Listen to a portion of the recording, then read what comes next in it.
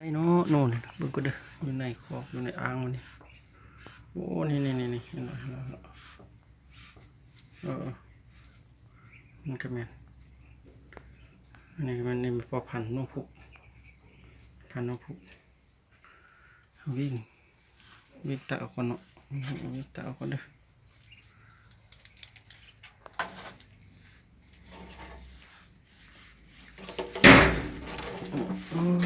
จับมาได้ละนี่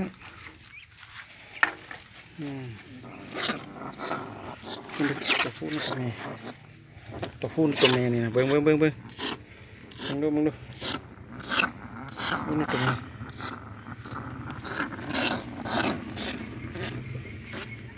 ัวแม่เบิ่ง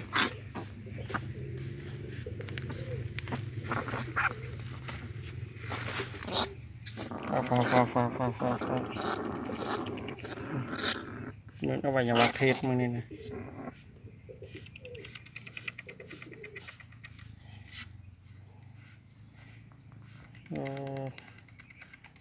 ตัวแม่นี่อวัยวะเพศมันอยู่นี่ตัวแม่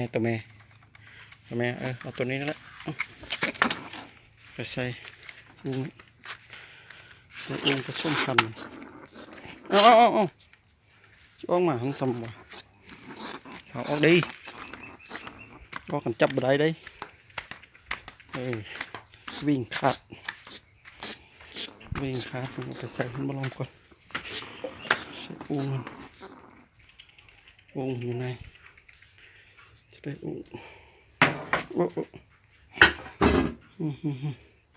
โอ้ยนี่ก็ได้เนาะ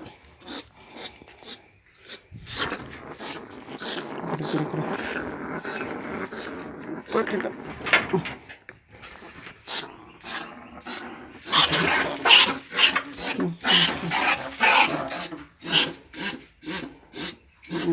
ไปบ้าให้ออกกันบ้าจะออกมันเลย